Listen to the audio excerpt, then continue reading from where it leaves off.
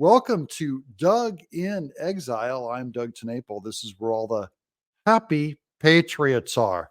Why are we happy? Because MSNBC keeps losing. Chris Matthews, that slobbering Jimmy Carter speechwriter, who now comes back to compare Republican Trump voters to terrorists. Chris Matthews is taking a swing at MAGA Republicans. Matthews goes after, quote, angry rural Trump voters. Yeah, not only are they snobby trust funders, but they get away with groping people just like Chris Matthews did. That's what gets us mad. People that didn't go to college have a pretty good rage on their hands. That's what you really want in an election is a rage. It can be black rage or white rage or rural rage. In this case, it's rural rage. They are so angry at the liberal establishment, the coastal elite. They look at people on television, they say, oh, those people on Saturday Night Live, those snarling rich kids, I know who they are. They're all trust funders. They don't have to worry about us.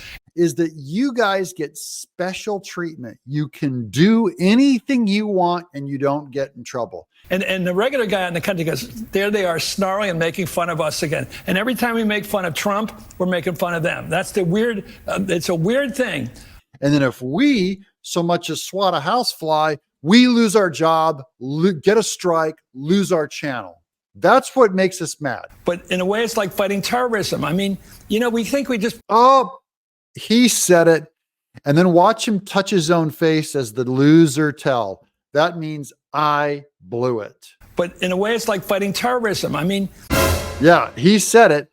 Fighting us is like fighting terrorism.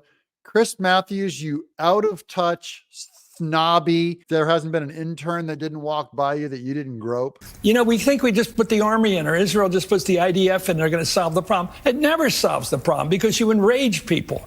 And we did it with Afghanistan and we did it with Iraq. We enraged the enemy to the point where they're more fiery than ever and they hate us more than ever. He calls us the enemy, and we're fiery and enraged.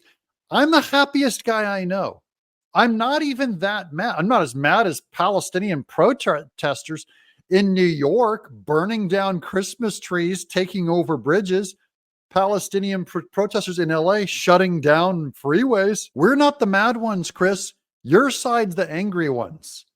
Your side is more like the terrorists. Nicole, one of the reasons why those Midwest people, the rural people might be really angry is that they're being compared to Hamas.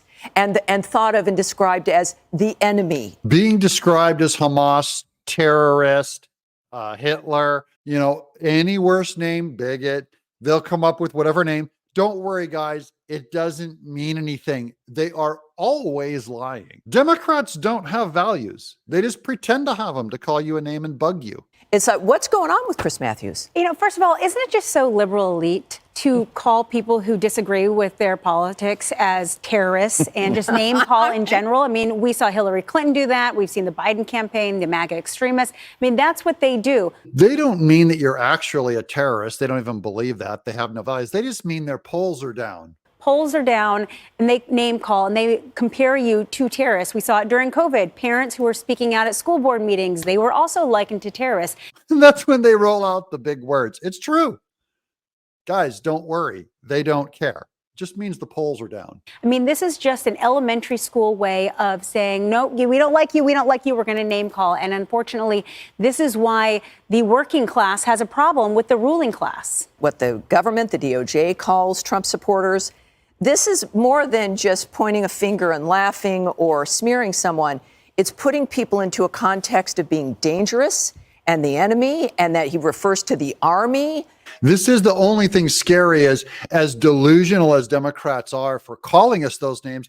They actually back it up by having their corrupt Democrat politicized FBI go after their political opponents. They never go after their own. They only go after the other side. That's the only thing scary about this whole thing, is that you'll be called in before the DOJ. They will spy on your church. They'll spy on your pastors. They'll demand that they'll look at your phone records.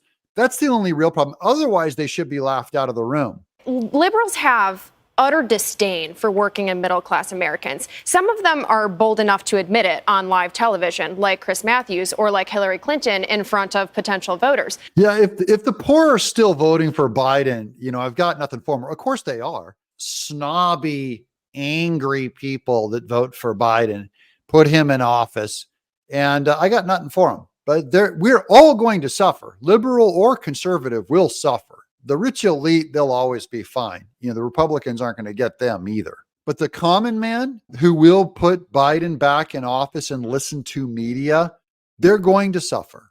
But they all have this contempt for middle-class Americans, whether they're willing to admit it out loud or not. And some of them display it in other ways. I think of the framing around Bidenomics as another example of contempt for the middle class.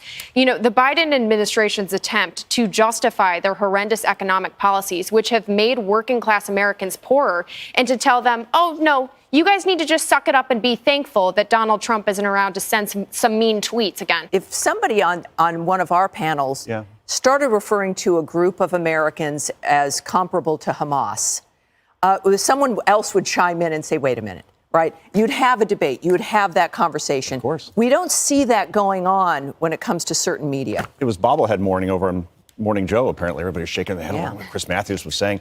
Common sense is like deodorant. The people that need it most never use it. Mika Brzezinski needs deodorant the most, and she won't use it. She doesn't know that what she says stinks. And Chris Matthews is Exhibit A here because in 2016, the turning point in that election is when Hillary Clinton referred to Trump supporters as a basket of deplorables. And they missed the entire Midwest in Ohio and in Michigan and Wisconsin, that blue wall. They didn't get the sentiment because they live in these elite bubbles in New York and Washington. By the way, what is Chris Matthews doing on MSNBC so much? Wasn't he shown the door a couple of years ago for sexual harassment? Oh, yeah. Gropey Chris Matthews. He was only temporarily fired because, again, MSNBC, they didn't mean it either. Even when they fire you, it's only temporary. They really aren't that angry. They just mean they got caught. They don't mean that they don't have the values at all to back up anything Me Too. 78% of voters believe the country is headed in the wrong direction. That's an AP poll. An overwhelming majority think the economy is going to get worse. We've talked about crime. We've talked about the open border. We've talked about education scores being at a 30-year low, and the world seems to be on fire. Yeah, people are angry right now, and it's not just those who live in West Virginia or Wyoming. The anger for Biden is going to create a massive backlash. Guys, look forward to something similar to what we saw in 1980. Even in a divided country, the left has no argument to support Biden. They have nothing. This will be a massive landslide all the way to 2024, and we're the laughing patriots that are going to vote for him. I'm Doug in Exile.